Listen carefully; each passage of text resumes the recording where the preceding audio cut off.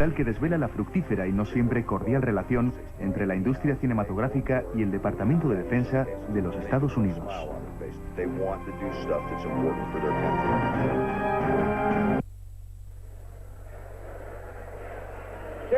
¡Atención! Meteoslo bien en la cabeza. Quiero recordaros que ningún cabrón ha ganado jamás una guerra muriendo por su país. La ganó haciendo que otro estúpido cabrón muriera por su país. Chicos, todas estas cosas que habéis oído sobre que América no quiere luchar, sobre que quiere mantenerse al margen de la guerra, son una montaña de mierda. A los americanos tradicionalmente siempre les ha gustado luchar. Los verdaderos americanos aman el ardor de la batalla. Cuando erais niños, todos admirabais al que ganaba las canicas, al que corría más rápido, a los jugadores de la Liga Mayor de Béisbol, al boxeador más duro.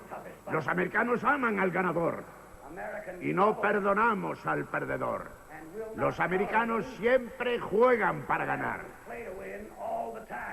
Pondría el grito en el cielo si viera a un hombre perder y reírse.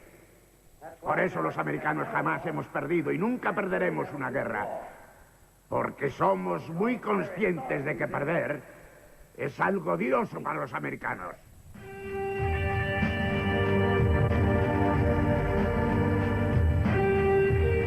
Operación Hollywood.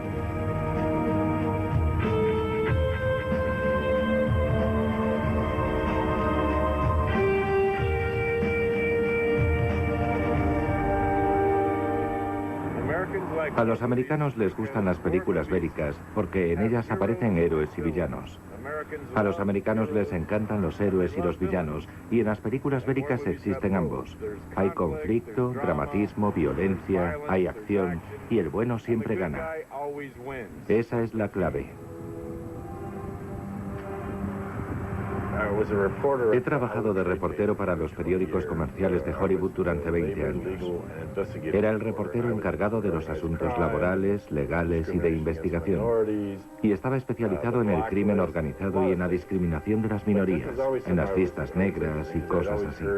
Aunque fue algo en lo que yo siempre estuve interesado, porque oí que los directores de películas que requerían de la colaboración militar tienen que aportar sus guiones. Y pensé, oye, ¿qué pasaría si se hiciera algún reportaje sobre esto?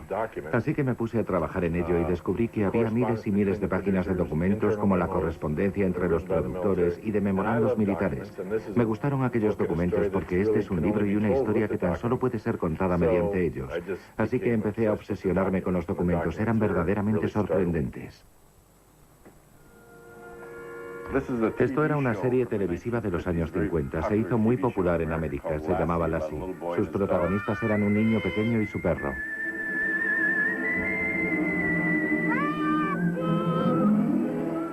Rodaron muchos capítulos en los que aparecían militares y les sugirieron todo tipo de cambios en las historias. Hubo un episodio titulado Timmy contra los marcianos. El niño pequeño pensaba que estaba en contacto con los marcianos y se produce un accidente aéreo.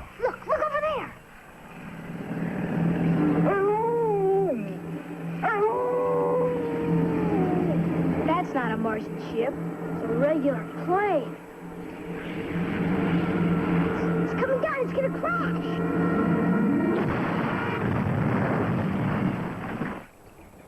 En la historia original aparecía el ejército y hacían pruebas. Recogían los trozos del avión estrellado y los introducían en un túnel aerodinámico sometiéndolos a análisis. Después se dan cuenta de que la razón por la que Lassie ladró era porque oyó una vibración extrema en el ala, producto de un error en el diseño del avión. Y entonces Lassie les salvó porque ladró y supieron cuál era el problema, por lo que pudieron arreglar todos los aviones para que no volviera a suceder. Sin embargo, cuando pidieron ayuda a los militares, todos ellos querían hacer una especie de rodaje estándar de un avión Cessna, una nave de reconocimiento militar. Les comentaron, no os ayudaremos a no ser que cambiéis el guión para que el avión no sea defectuoso, para que no haya problemas con la nave. Así que estas son sus notas, están justo aquí. Estas son las notas militares para los productores de la CIA. También hemos revisado el guión de Timmy contra los marcianos y no ponemos impedimentos, excepto que les recomendamos encarecidamente que cambien las circunstancias del accidente aéreo. De forma que tiene que cambiar toda la historia. Ahora la causa del accidente es que se hielan las alas y nadie lo había previsto. Y en lugar de que Lassie salve la vida de los pasajeros futuros, los militares solo le agradecerán a Lassie su colaboración a la hora de encontrar el lugar del accidente. No querían que los niños se quedaran con la idea de que los militares fabricamos equipos defectuosos, porque ellos son los principales objetivos hacia los que se dirigen nuestros esfuerzos por reclutar a la gente. Porque así a los niños les gustará el ejército, les gustarán los militares y todo lo que tenga que ver con ellos, y así cuando crezcan querrán alistarse en el ejército. A lo largo de los documentos aparecen miles de afirmaciones en las que se exponen que los niños son el objetivo de los futuros reclutamientos. Tanto los niños como la gente que ve estas películas no saben que son un anuncio del ejército. Desconocen que la publicidad sobre el ejército, la propaganda y la colocación del producto se encuentra subliminalmente escondida en sus películas. Tan solo reciben el mensaje de "este es un buen lugar para empezar".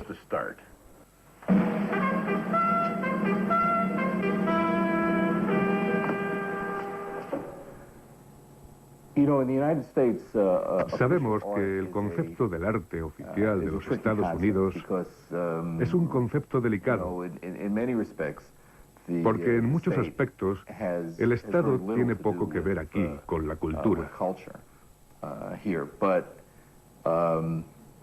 Aunque por otra parte hay películas que tanto por una razón como por otra acaban siendo patrocinadas por el gobierno. Y el cine bélico probablemente es el mejor ejemplo de esto, ya que una cantidad increíble de películas requieren un gran número de extras y desean cooperar con el Pentágono para que les presten helicópteros, tanques y todo ese tipo de material. Además, el Pentágono puede llegar a ser muy solidario. Me refiero a que es una tradición, ya que Hollywood, el Pentágono y el Ministerio de Defensa trabajan juntos desde hace mucho tiempo. Los militares generalmente permiten verse relacionados con Hollywood porque gastan ya de por sí millones de dólares al año en anuncios promocionales para captar adeptos. Y así consiguen convencer tanto al público como a los legisladores de que están haciendo un buen trabajo. Por eso, generalmente, las películas muestran que los soldados americanos hacen lo correcto. Por otro lado, nosotros en Hollywood también queremos hacerlo. Nos gusta rodar una película mejor y más potente que le aporte al público más explosiones por lo que ha pagado. Así que no es complicado ver lo que tratamos de sacar de todo esto. Tratamos de hacerlo y les engañamos diciéndoles, sí, vamos a suprimir esto. O no, esa no es nuestra intención cuando aparecen asuntos que hay que discutir. Y así todo, o a veces incluso les damos guiones en los que no figuran los capítulos que podrían ofenderles. Normalmente lo saben. Y se hacen los ciegos cuando ocurre, ya sabes. Se negocia como todo en este mundo.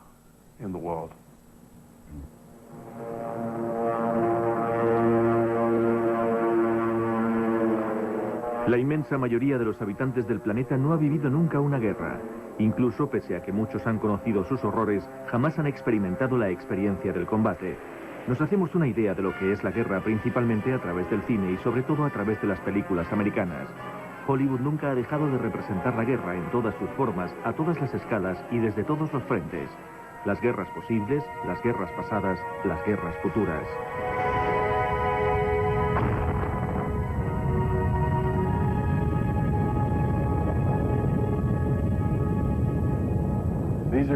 Estas son tan solo algunas de las películas que han pasado por el proceso de aprobación del Pentágono. Tras las líneas enemigas, cooperación absoluta. La teniente O'Neill, sin cooperación. La chaqueta metálica en la que aparecían soldados matando, marines asesinando a otros marines, sin cooperación. 13 días sin cooperación. Top Gun, una gran película para la Marina, cooperación absoluta. Platoon, sin cooperación. Los militares odian esa película. Tres Reyes, por supuesto, como muestra a soldados robando oro de los iraquíes, sin cooperación. Patton, claro, les encanta esta película, cooperación absoluta. Pearl Harbor, de nuevo, cooperación absoluta.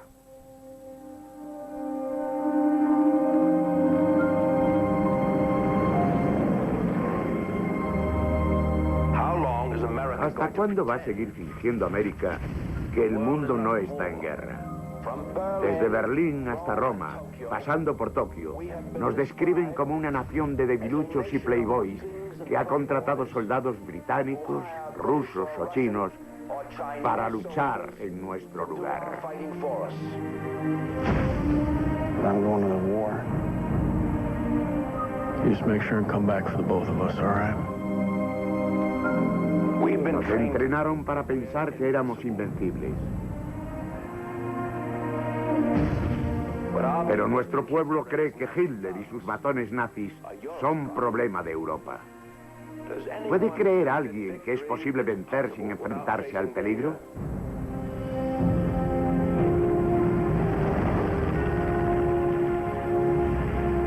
El 7 de diciembre de 1941 será una fecha que perdurará en la infamia.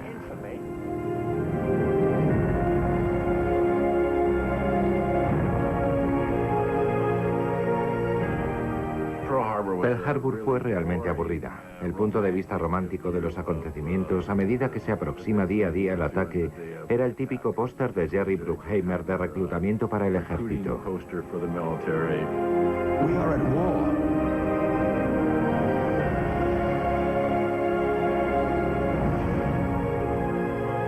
Quizás no, pero de la colaboración entre Hollywood y los militares no es la censura que aparece en las películas, sino la autocensura.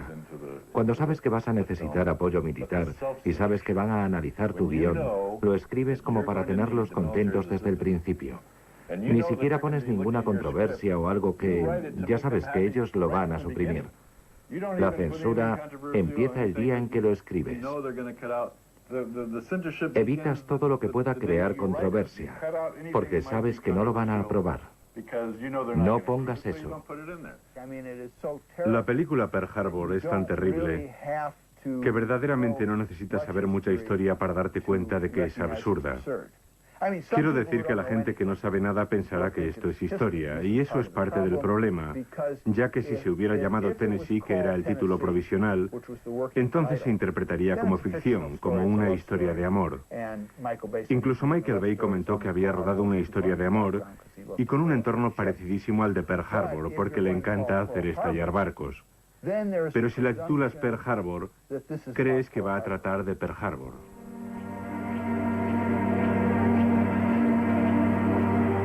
Alrededor de finales de los años 20, el Departamento de Defensa de los Estados Unidos abre una oficina con la intención de establecer un puente entre la industria del cine y las Fuerzas Armadas.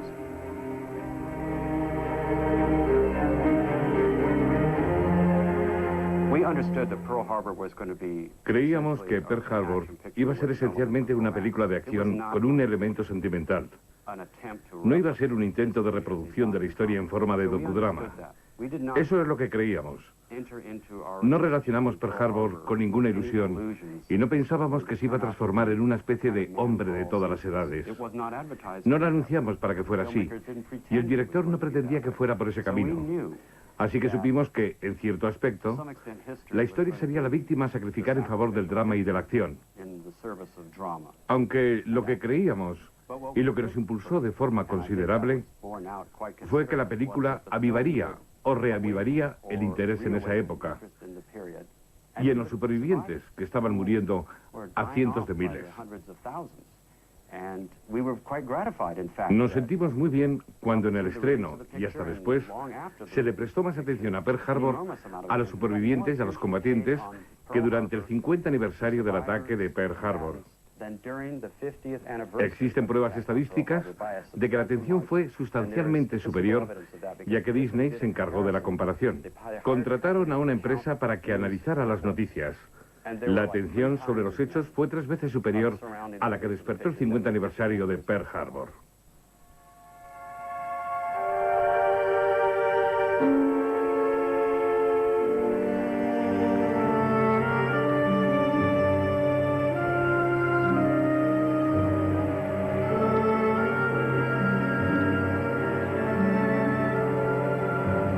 Los Estados Unidos siempre han preferido verse en el papel del agredido que en el del agresor. Por eso el ataque de Pearl Harbor se ha convertido naturalmente en uno de los mayores mitos militares americanos. Realizar una película, incluso 60 años más tarde, se ha convertido en la prueba. Las películas moldean la opinión pública. Incluso se dice que el cine y la televisión son el medio de comunicación más poderoso del mundo. Así que cuando colaboran o cooperan trabajando para mostrarle al pueblo americano una cierta imagen, una imagen positiva, hace del medio de comunicación más poderoso del mundo al ejército más poderoso del mundo, lo que se traduce en ventas. Al igual que anunciar imágenes positivas se traduce en la venta del producto, las imágenes positivas en las películas se traducen en la venta de la imagen del ejército, que es una imagen heroica, de camaradería y patriotismo. Ningún otro país dispone de Hollywood y el Pentágono trabajando juntos para transmitir este mensaje positivo del ejército.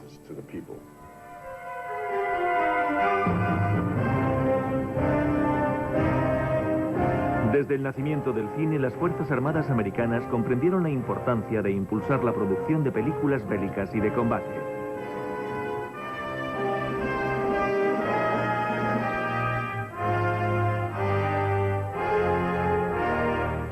Para la realización de Wings, la primera colaboración a gran escala entre Hollywood y el Pentágono, los militares fueron más allá de la asistencia técnica y se implicaron en la producción. Entre la Primera y la Segunda Guerra Mundial, las producciones americanas ya hicieron gala de la bravura de sus soldados y les dieron su arma, la imagen de ser invencibles. Por supuesto, el ejército se dio cuenta de que tenían que ir a la guerra.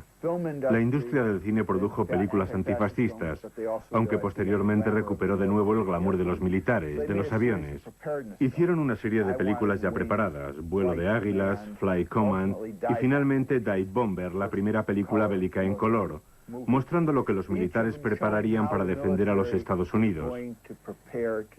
El problema de estas películas, ya preparadas, es que de algún modo adormecen al pueblo americano, haciéndole creer que está seguro. A un lado tenemos el Atlántico y al otro lado el Pacífico. Nadie nos va a atacar. Pearl Harbor fue tan traumático, o al menos eso me pareció, no solo porque una flota fuera destruida, sino porque desmiente a todas las películas que se realizaron a finales de los 30 y a principios de los 40. No estaban preparados, les cogió por sorpresa.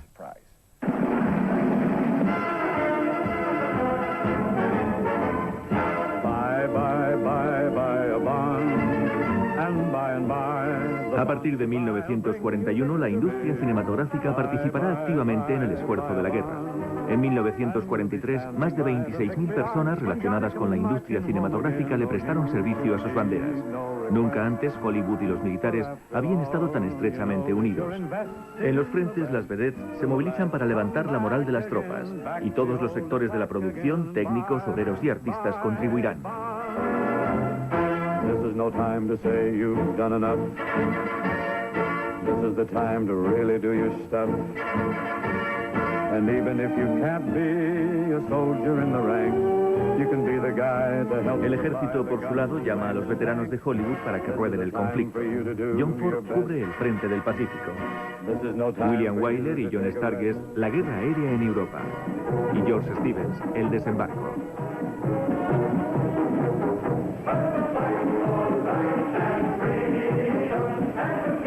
Entre esas películas de valor y generosidad innegable, hay una cuyo testimonio es indignante y será inolvidable pese a que ha estado prohibida durante 30 años al público norteamericano.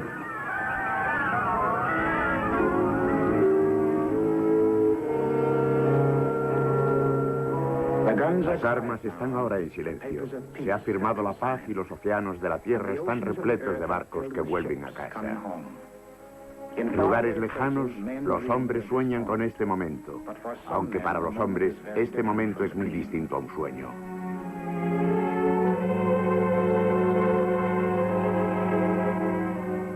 Aquí está el salvajismo humano, el resultado final de todo lo que el metal y el fuego pueden hacer a la hora de violar la carne mortal. Algunos llevan las insignias del dolor, las muletas, los vendajes, las escayolas. Otros nos muestran signos externos, aunque ellos también están heridos. Este hospital es uno de los muchos que cuida y trata a los soldados fisio-neuróticos.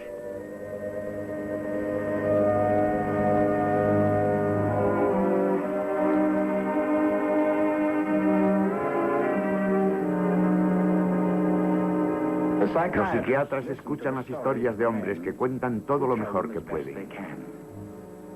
Los nombres y los lugares son diferentes. Las circunstancias son distintas.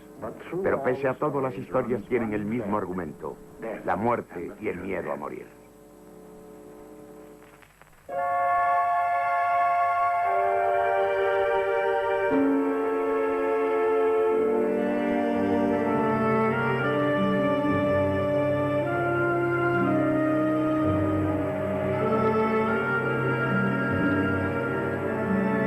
Tras ese aplauso anónimo, las inverosímiles imágenes del desastre nuclear.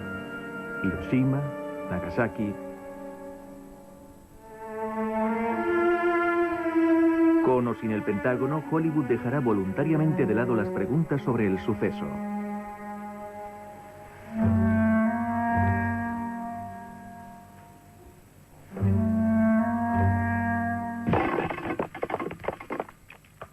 Durante los años 50, en plena Guerra Fría, una nueva generación de cineastas propone una visión crítica del cine bélico. Algunos de ellos serán el blanco del macartismo. No existe justificación para su continua existencia, a menos que aprendamos de él cómo ayudar a los demás. Trátale con tanto cuidado como si supiera lo que estás haciendo y pudiera sentir el dolor si se lo hicieras. El personal operativo recordará que para realizar un buen tratamiento médico es necesario evitar implicarse emocionalmente con el paciente. Evita dicha implicación recordando que es imposible para un individuo descerebrado sentir dolor, placer, recordar, soñar o pensar cualquier cosa. Así pues, se deduce que este joven siente lo mismo y piensa igual que los muertos hasta que se reúna con ellos.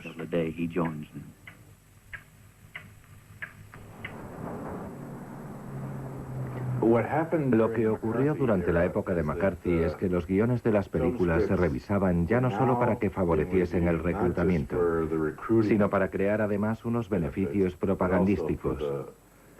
Y especialmente se aprecia en las películas exhibidas en el extranjero, que se utilizaban como propaganda antiamericana.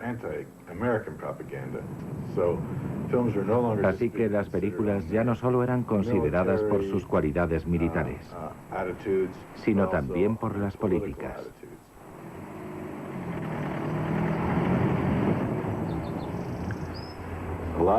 Diversos escritores, algunos directores y actores fueron miembros del Partido Comunista en los años 30 y permanecieron en él incluso durante los 40 y los 50. Muchos de estos chicos se encontraban en la lista negra de Hollywood. Hay un tipo que todavía vive, Bernie Gordon, el guionista que escribió varias películas entre las que se incluye Hellcats of the Navy. Tú eras el guionista de Hellcats of the Navy, que fue la única película que Ronald y Nancy Reagan hicieron juntos. El mejor momento de mi vida. Sí. Esta es la película y tú eras uno de los escritores de la lista negra de la época. Sí, lo era. Tu nombre ficticio que aparece en los créditos de la película era Raymond Marcus. Efectivamente.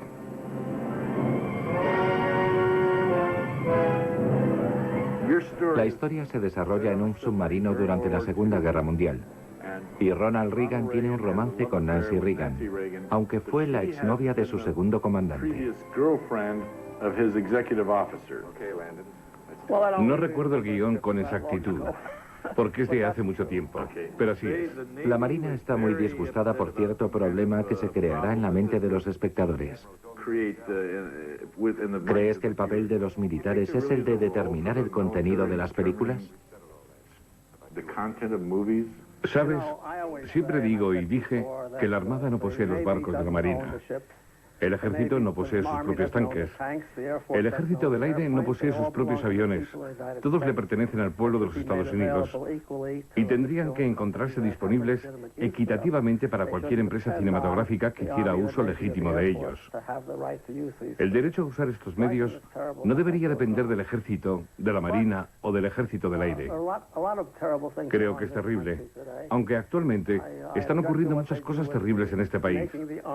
Estoy en contra de las acciones del ejército y las fuerzas armadas, de los personajes heroicos que siempre salen en las películas. Todo se debe al militarismo de hoy en día, al que se suman los negocios relacionados con el imperio americano, que regula todo el jodido mundo interesándose únicamente por los beneficios provenientes del petróleo y de nuestros magnates, nuestras propias ganancias y nuestro poder.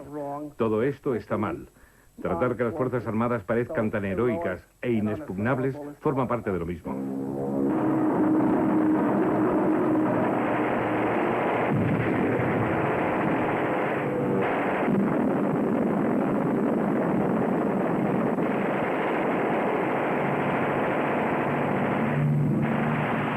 A lo largo de los años 60, Hollywood continuó celebrando las acciones armadas y el heroísmo del ejército americano durante la Segunda Guerra Mundial, la guerra justa por excelencia.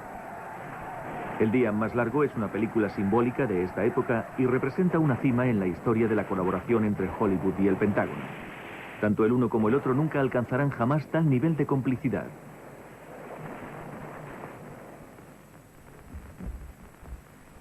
Pese a todo, el resto de las imágenes rodadas por el cineasta George Stevens durante la liberación de los campos no se podrían considerar, aunque parezca sorprendente, imágenes heroicas.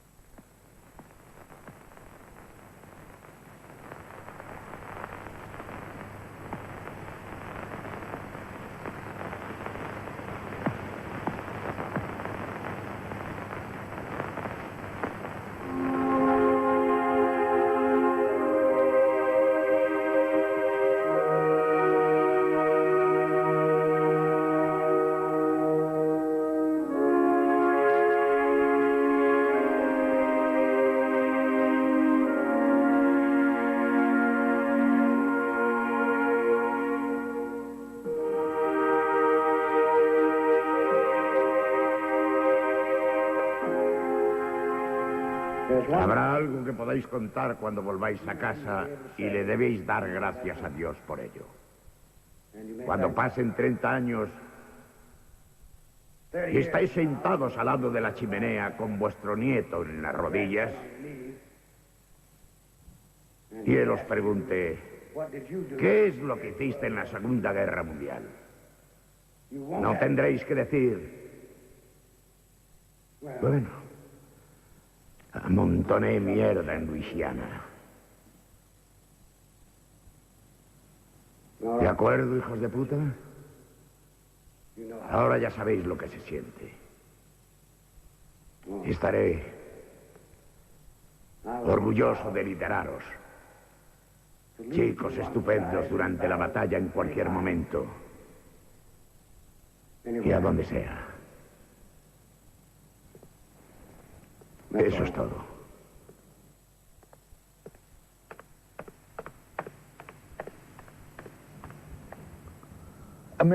Los americanos niegan que les guste la guerra y la violencia. Ellos son gente adorable y pacífica. Aunque los Estados Unidos se crearon gracias a la violencia de la Revolución Americana y la Guerra Civil o de Secesión. Su expansión se produjo gracias a la violencia, y después de las dos guerras mundiales, consiguieron un mundo seguro para implantar la democracia mediante la violencia, unos buenos motivos. Y mi argumento es que Vietnam fue traumático no solo porque perdimos, sino porque reveló que en realidad nos gusta la violencia, y por eso entramos en guerra. Podemos ganar, siempre hemos ganado. Un poco de violencia y ganamos. Y no funcionó. Por eso fue más traumático.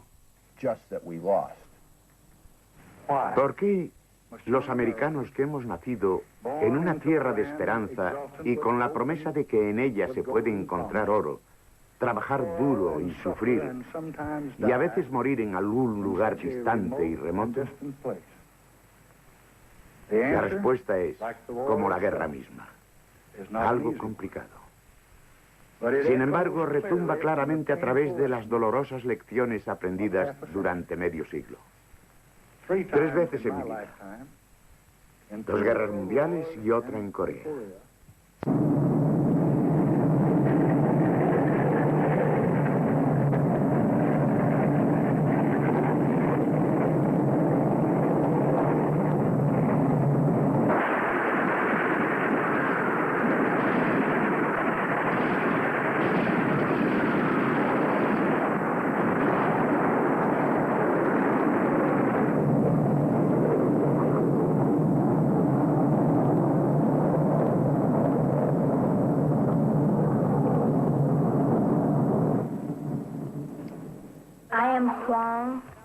Soy Huong Quy Ly, de la provincia de Quang Tri, al sur de Vietnam. Tengo 2 hijos normales. Huong Quy Joe es mi tercer hijo. Cuando llevaba 2 meses de embarazo, me propulsaron de forma directa un spray químico de defoliación. Vine al norte y mi hija nació aquí. Es mongólica. La parte trasera de su cabeza es plana. Sus manos están deformadas. Tiene 3 dedos gordos del pie demasiado largos y otros 6 dedos gordos en su pie izquierdo. No puede ponerse de pie, andar ni hablar. Cuando llora se ahoga porque sus conductos lacrimales bajan de la nariz hasta su garganta en vez de hasta los ojos.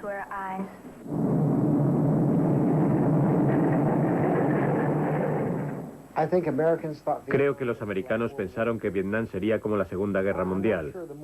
No estoy seguro de que sea debido a las películas. Eso sería exagerar. Creo que lo que pasó con Vietnam es que nuestros líderes nos mintieron. Y cuando tienes unos líderes que te mienten, como hicieron con Vietnam, la gente les sigue porque surge una confianza natural en el líder hasta que se comprueba que no es de confianza. Así Lyndon Johnson perdió la confianza de su país. Hay un consejo que se le podría aplicar a George Bush. No declares una guerra mintiendo y creando protestas.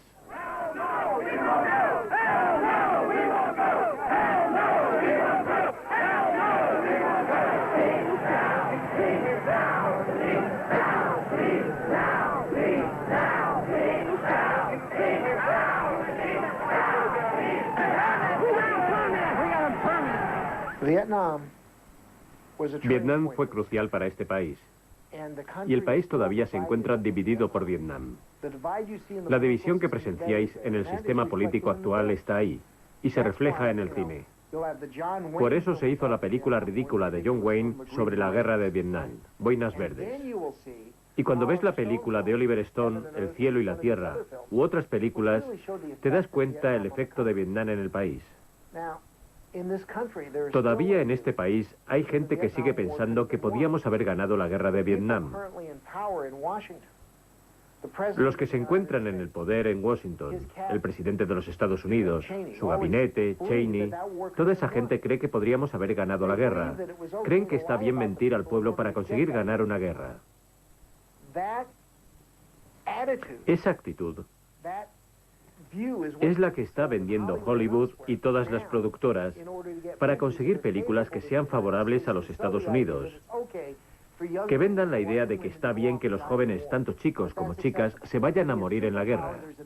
Existe la creencia de que para ser una superpotencia debes glorificar la guerra para que el pueblo acepte el mandar a sus hijos e hijas a morir. Es una forma bastante cínica de gobernar, ya que al final se volverá contra ti. Porque si no se hace un esfuerzo real por explicarle al pueblo por qué se va a la guerra, o si se le miente, te acabará pillando. Cuando los Estados Unidos se involucran en Vietnam, la industria cinematográfica deja de interesar a los militares. Tras películas como Patton, MASH, Match 22 y Tora Tora Tora, Hollywood frena la producción de películas bélicas. El fracaso de Vietnam engendra un traumatismo que alejará durante mucho tiempo a los americanos de las cuestiones militares. La única excepción, Boinas Verdes.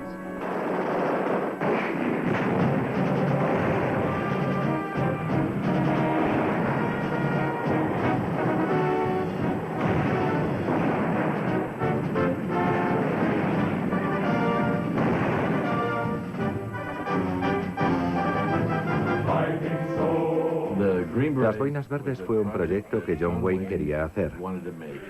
Envió cartas que tengo a Lyndon Johnson pidiéndole su ayuda para que intervinieran militares, y Johnson lo hizo. Desenrollaron la alfombra roja y les dieron de todo gratis. Las tropas que aparecen en la película son personal real del ejército americano.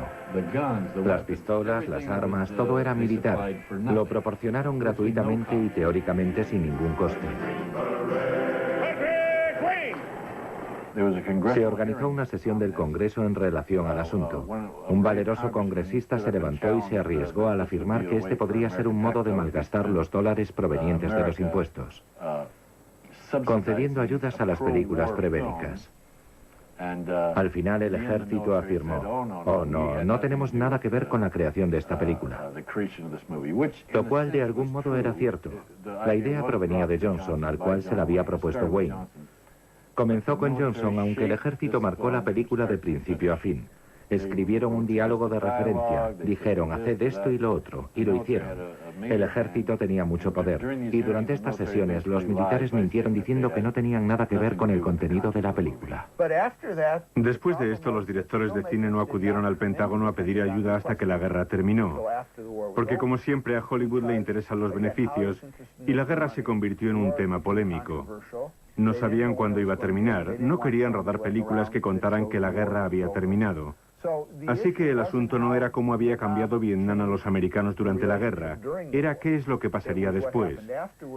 Y lo que ocurrió fue que los medios de comunicación salvaron a los militares, y en particular al ejército y a los marines, de sus atrocidades. Y eso ocurrió cuando el Pentágono vio los guiones, que supieron reflejar las percepciones de los directores acerca de la guerra. Los militares argumentaron que no fueron correctos y que no había forma de que cooperaran. Oliver Stone fue combatiente de infantería en Vietnam. Le hirieron 2 veces y recibió la medalla al valor en combate. 10 años más tarde se ha convertido en un guionista de Hollywood y ha ganado un Oscar. Pero incluso tras varios éxitos, Stone tiene otra historia que contar. Una película a partir de sus propias experiencias. Ha recorrido un largo camino desde que ocurrió lo de Vietnam y pese a todo no lo ha olvidado.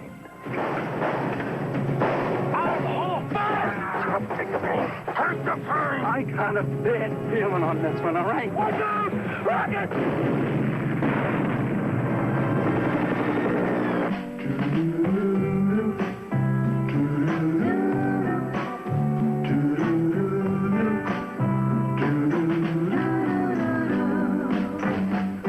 People say I'm the life of the party 'cause I tell a joke or two.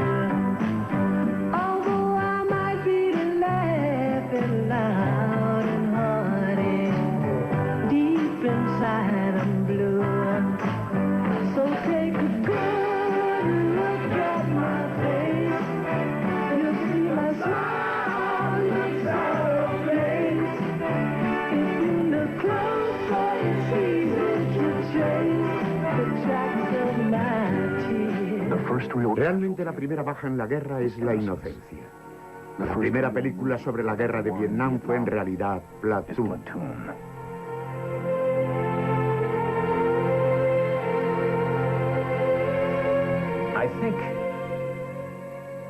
Creo que inicialmente Platoon se convirtió en un fenómeno sociológico de forma inadvertida, la que hizo que la gente saliera de su escondite y rompiera el hielo.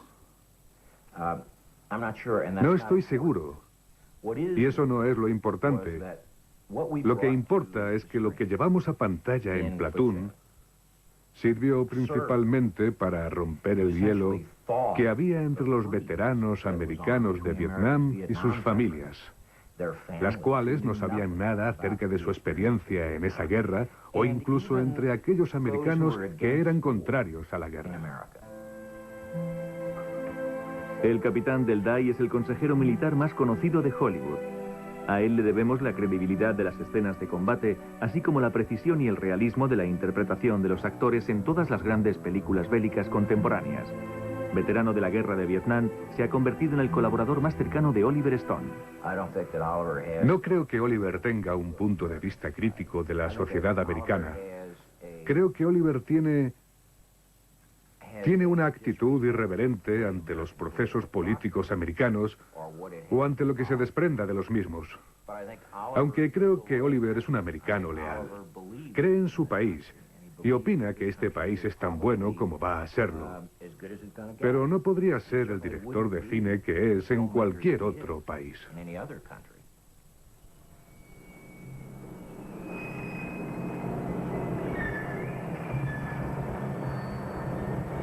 Sin embargo, la película que se considera el testimonio más extraordinario de la experiencia militar en Vietnam, además de ser una de las películas bélicas más importantes de todos los tiempos, es la obra de Francis Ford Coppola.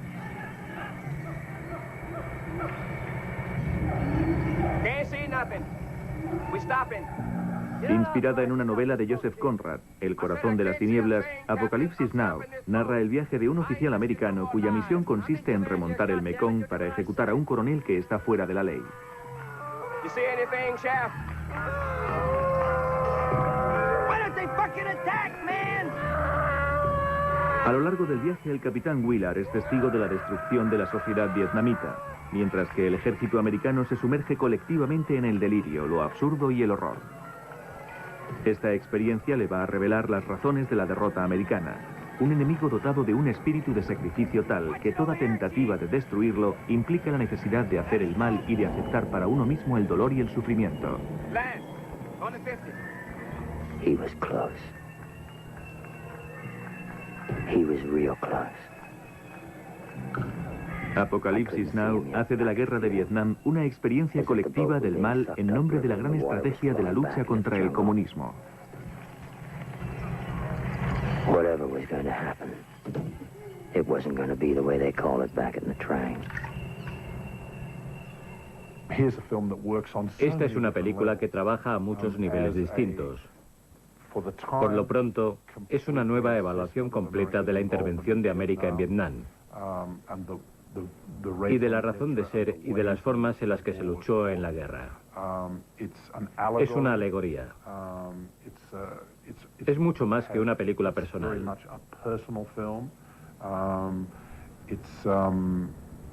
Es una película realista en su presentación de la inutilidad de la guerra. Es una película en la que nos encontramos a nosotros como perdidos en la historia y en la que nos recuerdan constantemente cosas que tendríamos que recordar siempre. Y eso es todo, ¿sabes? La guerra es un infierno, es una locura. Es mejor evitarla en cualquier circunstancia. Es la película bélica fundamental por excelencia. Si vas a catalogar las películas en las que no hayamos trabajado, podemos crear dos categorías. La primera engloba a las películas que muestran el principio fundamental de que es mejor frenarlo. Apocalipsis Now. Envían un oficial para asesinar a otro oficial. Y después, Marea Roja. Un motín a bordo de un submarino nuclear. Donde encuentras una posición importante a la emisión, realmente da lo mismo destacar si los galones o los cortes de pelo no son los adecuados. A veces son cosas pequeñas las que provocan que surjan impedimentos. Me refiero a que tan solo una palabra puede causar que no se apruebe la colaboración por parte del ejército. En Apocalipsis Now el impedimento fue la palabra ejecutar. Y ridículo. Así que, ¿por qué hay que hablar de nuevo sobre si este otro oficial del ejército está tocando a Wagner? No tiene sentido exponer los detalles de las demás secuencias cuando el verdadero problema es que nadie va a seguirlas. Phil Stroop necesita hacer algo y consiste en apoyar las políticas de la administración, del comandante en jefe, del presidente de los Estados Unidos, a fin de hacer cosas que proporcionen un reflejo honesto de lo que son las Fuerzas Armadas americanas. Deberá apoyar su misión y no realizar acciones que puedan ser antiéticas en relación con la misma. Creo que cualquier película que sea buena mostrará que la guerra no es una respuesta. Cualquier película en la que intervengan los militares siempre afirmará que la guerra es la solución. Y cualquier película en la que colaboren los militares será peor que cualquiera en la que no se hayan entrometido. Si hiciéramos una lista de las películas en las que el ejército se ha negado a colaborar y la comparáramos con otra en las que ha intervenido, veríamos que son tan diferentes como la noche y el día. Las películas son mejores si no están entrometidos los militares, porque no están sometidas a la censura que te obliga a escribir lo que te digan. Ves a los artistas que representan una imagen, no la imagen del ejército.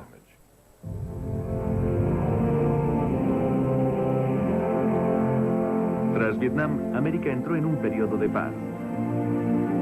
El Pentágono invirtió en investigación tecnológica con la convicción de que su integridad territorial, así como su capacidad de intervención, se apoyaban en una tecnología superior a la de sus adversarios.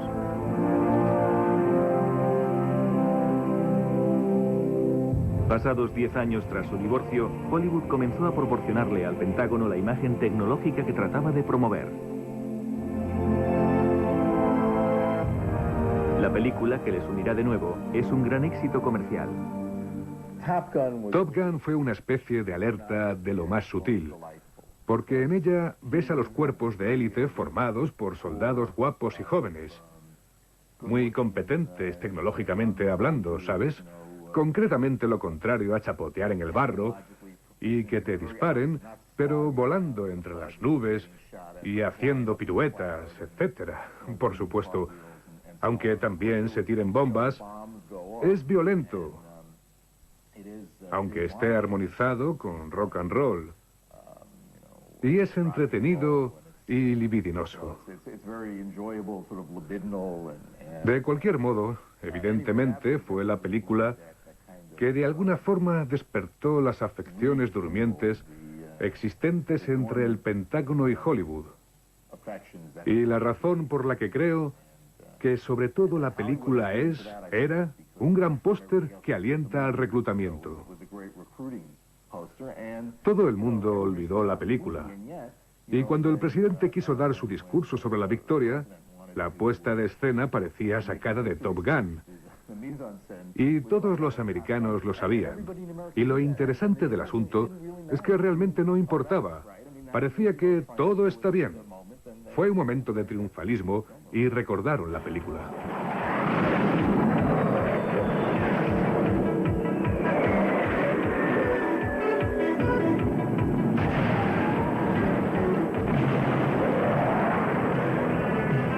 I'm going to send you up against the best. Yes, sir. You two characters are going to Top Gun. I feel the need for speed. 5 weeks, you're going to fly against the best fighter pilots in the world. You guys really are cowboys. I'm an instructor at this school. I see 20 new hot shots every 8 weeks.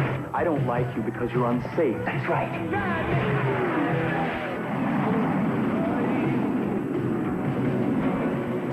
Desde mi punto de vista, Top Gun fue un hito ya que significó la rehabilitación del ejército y provocó que se considerara como un tema aceptable dentro de un contexto positivo. Me demostró tanto a mí como a mucha más gente que puedes hacer una película que retrate al ejército de los Estados Unidos, desde un punto de vista positivo y sacar dinero sin convertirse en un paria de Hollywood. No estoy diciendo que sea la primera película que lo hizo. Lo que trato de expresar es que es la película más importante que ha reflejado el cambio de la opinión pública.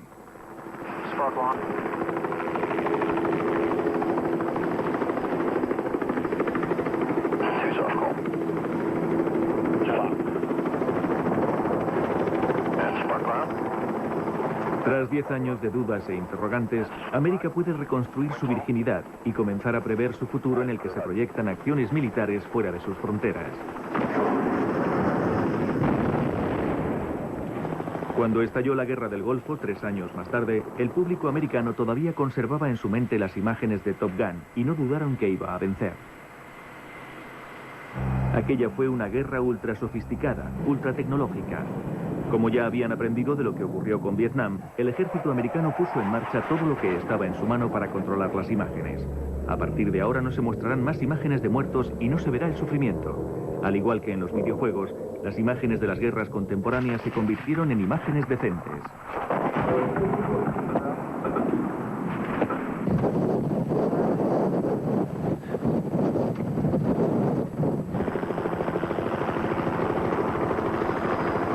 Todavía es posible trasladar a la pantalla una representación creíble de la guerra si los americanos son los que superan en todo a sus adversarios. El espectáculo de superioridad arrasante tiene como consecuencia la desaparición de cualquier tipo de tensión dramática. Claramente, por esta razón, no ha salido ninguna película sobre la guerra del Golfo de los estudios hollywoodienses. Durante los años 90, tras la caída del muro de Berlín, la tendencia cinematográfica era la de inventarse enemigos que se escondían tras las lagunas tecnológicas para explotar las vulnerabilidades del sistema militar americano. Estas películas anunciaban una nueva era, la de la guerra asimétrica.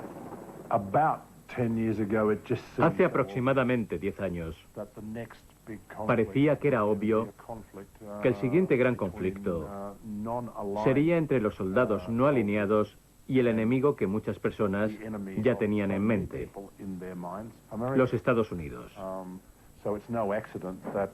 Por lo que no era accidental que ya apareciera el terrorismo en las cabeceras de las películas, mucho antes de que se reflejara en los titulares del New York Times. Agent Hubbard, FBI. And what I propose is that you let these people go, and I'll take their place. I'm going to take your silence to mean that you're considering my offer. Oh, God. London, Belfast, Beirut. We're not the first city to have to deal with terrorism. This is New York City. We can take it. Es interesante si te imaginas un melodrama que siempre necesita de un antagonista. Y este antagonista ha adoptado diversas caras a lo largo del tiempo. No es necesario echarle mucha imaginación para darse cuenta de lo que estaba sucediendo en Europa, ¿sabes? Con ese tipo de fundamentalismo radical. Y ver que existen muchos lugares que ya habían tenido que enfrentarse a estos asuntos a los que me estoy refiriendo. Así que no se trataba de pura invención. Era fácil darse cuenta. Aunque las susceptibilidades de la comunidad árabe americana eran algo nuevo que la película debía incluir. They're attacking our way of life. The president wants it stopped, and there's only one way to do that. Are you saying the president is prepared to take the necessary steps? Today, with the invocation of the War Powers Act by the president, I am declaring a state of martial law in this city. We intend to seal off this borough, and we intend to squeeze it. Do you have any idea what you're starting here? Wrong! What if what they really want is for us to herd children in the stadiums like we're doing? And put soldiers on the street and have Americans looking over their shoulders? Bend the law, shred the Constitution just a little bit. We do that, and everything that we have bled and fought and died for is over.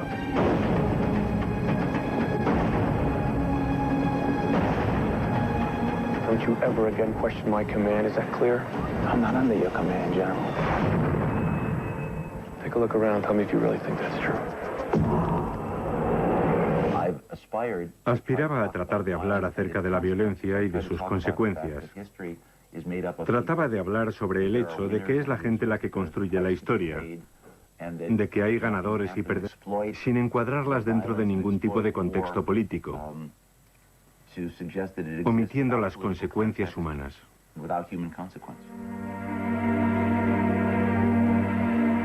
El Pentágono se ha negado sorprendentemente a colaborar en la película Estado de Sitio de Edward Swift.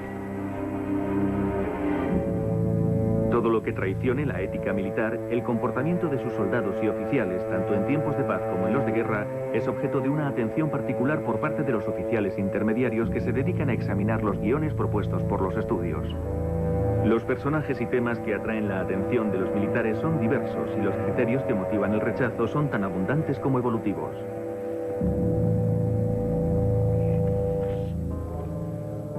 A menudo los ayudantes especiales del Ministerio de Defensa especializados en los medios de comunicación reciben un guión simultáneamente en su oficina.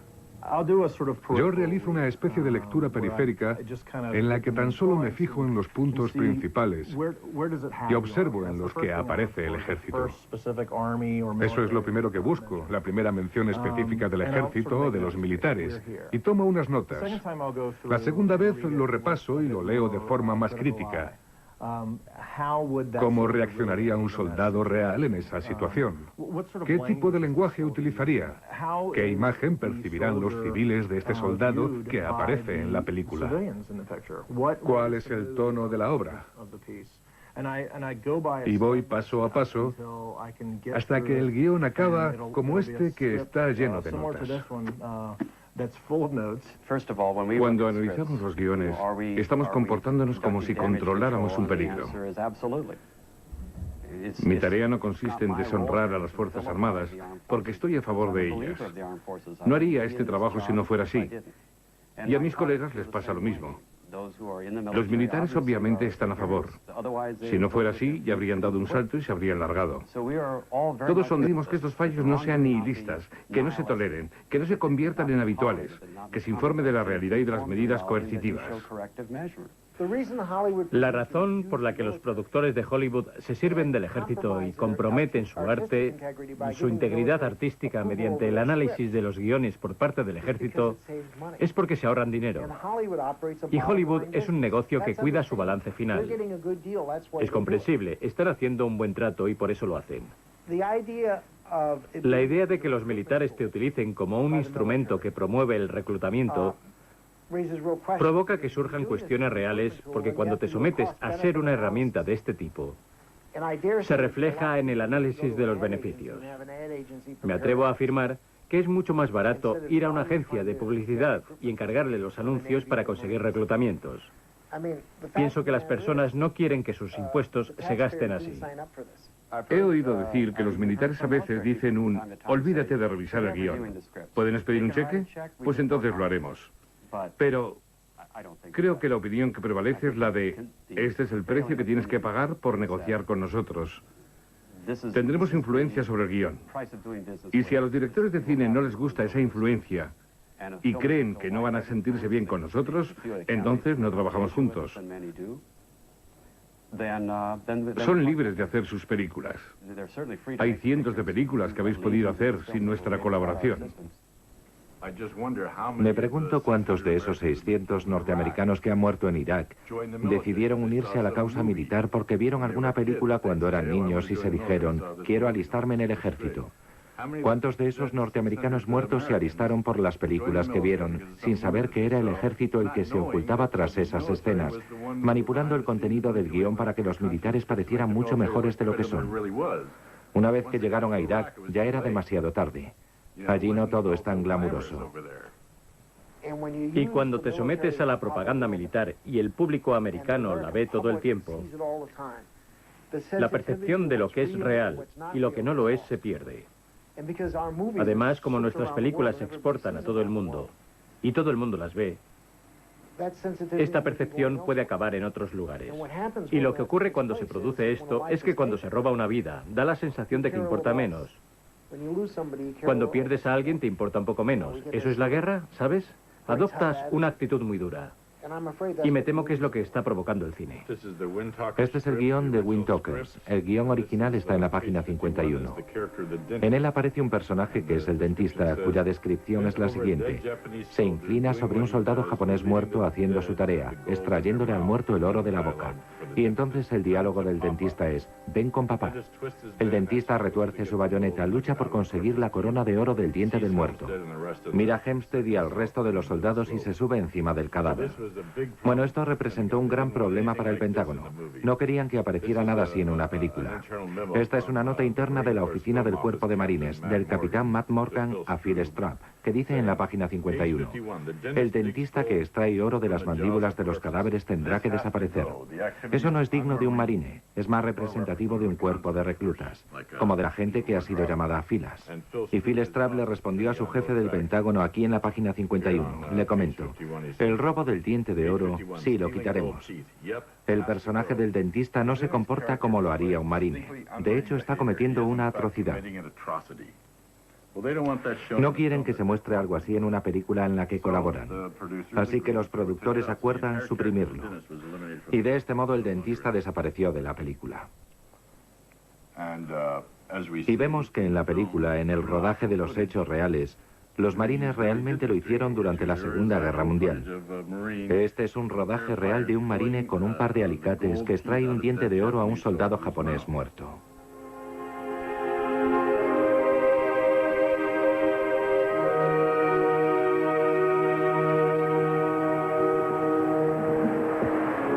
Sin embargo, cuando el ejército empieza a controlar el argumento de un arte, afirmando que es historia, aunque sabemos que su idea de la historia es totalmente falsa, lo controla.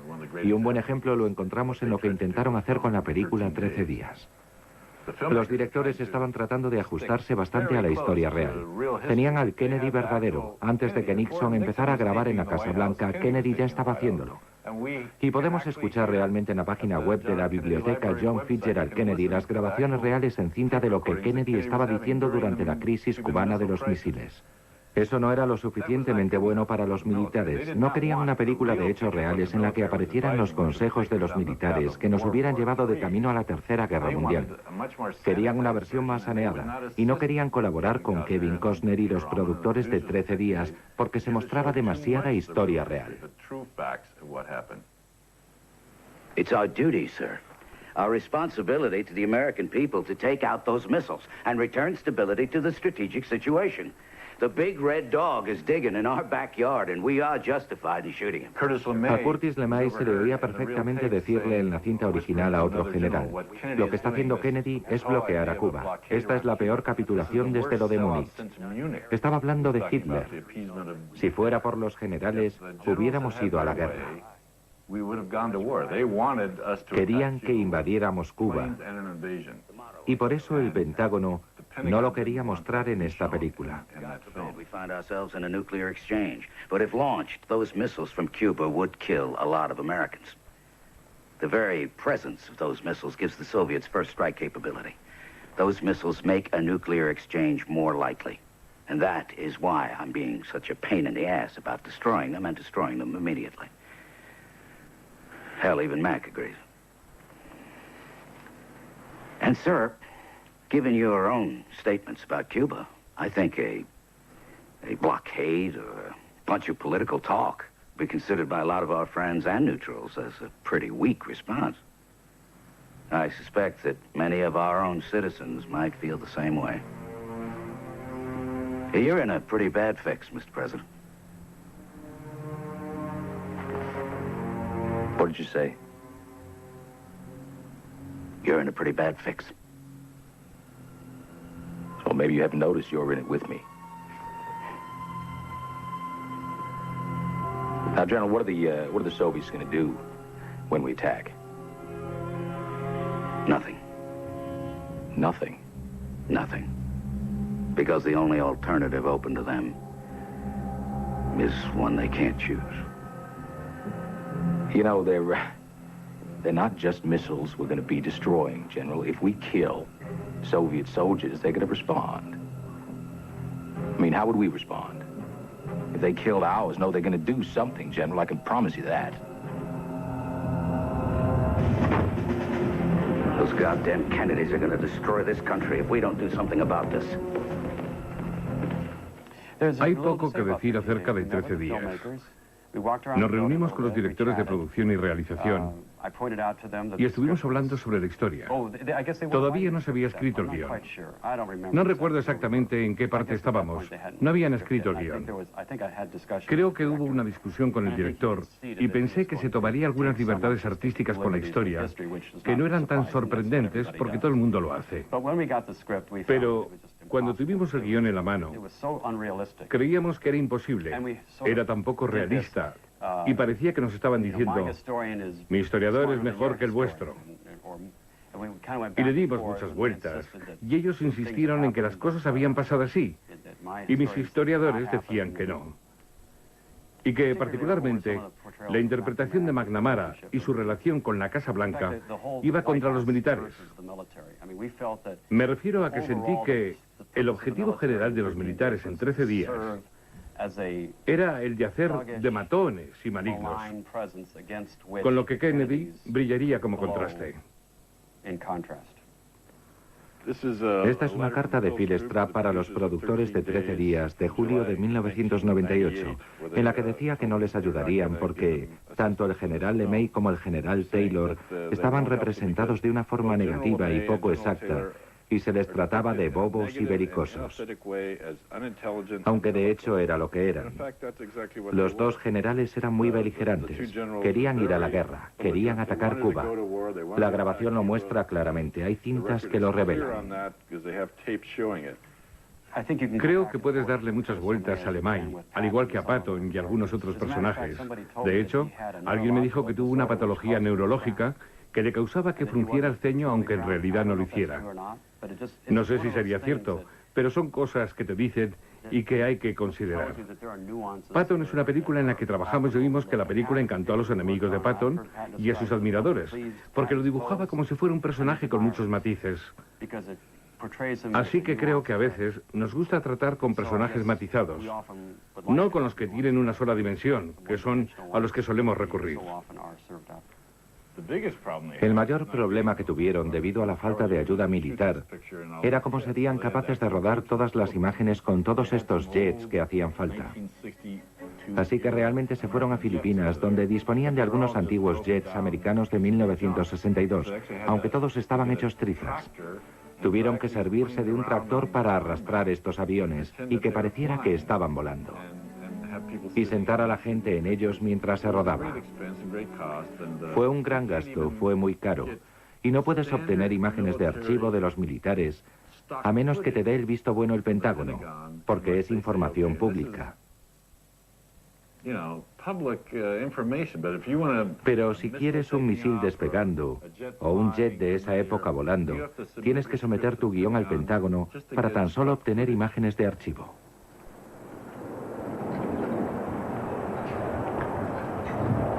Los Estados Unidos propusieron la primera enmienda como uno de los principios fundamentales de la democracia americana. Es importante recalcar que cuando los granjeros crearon nuestra Carta de Derechos, la primera cosa que garantizaron fue la libertad. Y ellos dicen que si trabajas con nosotros y cambias tu película, podrás ganar millones de dólares. Te daremos acceso a los portaaviones, te permitiremos rodar y dispondrás de personal de Estados Unidos. Daremos órdenes para que parezca una guerra real en vez de una de esas cosas producidas por ordenador. El Pentágono es como un gran tiburón blanco, que es a su vez un relaciones públicas. Se mueve por el agua buscando presas y a la mínima oportunidad muerde. Eso no va a cambiar. El interés de los miembros del Congreso es mostrarse patrióticos porque quieren que les reelijan. Y los anuncios comerciales, que por cierto son el sustento de los medios de comunicación, y el hecho de que estas empresas posean los estudios, sean dueñas de las redes de televisión y de las editoriales, influye para que estén buscando, de forma menos crítica, estos temas porque pueden sacar beneficios de ello. No hay una fuerte oposición a lo que están haciendo, pero sí puede empeorar. Lo único que puedo decir a los espectadores, a la gente que se encuentra al final con estos productos, es que estas películas son propaganda del gobierno.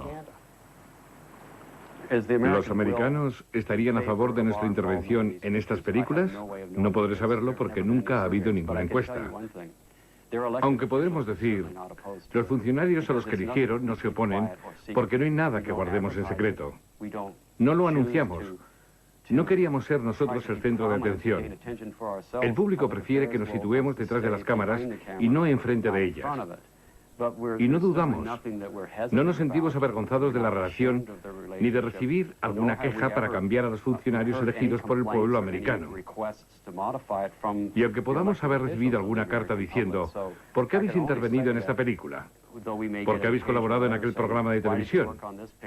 La mayoría de la gente no piensa en lo que hacemos. La clave es que el ejército tiene el equipamiento en sus áreas y es como un sindicato público.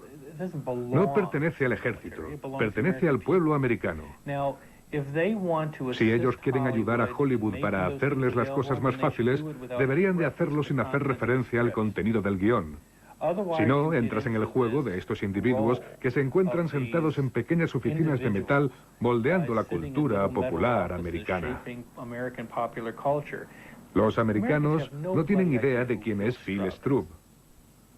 Y eso que ha hecho un trabajo increíble a la hora de darle forma a la cultura popular. Si preguntaras quién es Phil Struve, no les gustaría que se supiera lo que hace y a quién representa, aunque esa es la cuestión. Nadie se lo dice. Creo que el pueblo americano tiene un derecho. Al igual que cualquier orador, el director de una película tiene derecho a expresarse libremente, y el pueblo americano también lo tiene para escuchar libremente lo que quiere decir. Así que cuando se le niega al director el derecho de hacer una película al no poder conseguir la ayuda que necesita, el público tampoco puede escuchar su discurso. No se trata solo de que le nieguen su derecho a expresarse, sino que también implica que al público se le niega el derecho a escucharlo.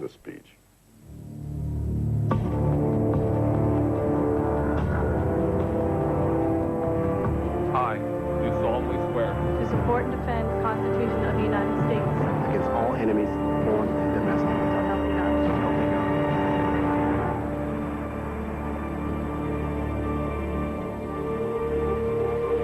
I was once told by a commanding officer, it's not a question of if we go to combat, it's a question of when. And you have to ask yourself, will you be prepared?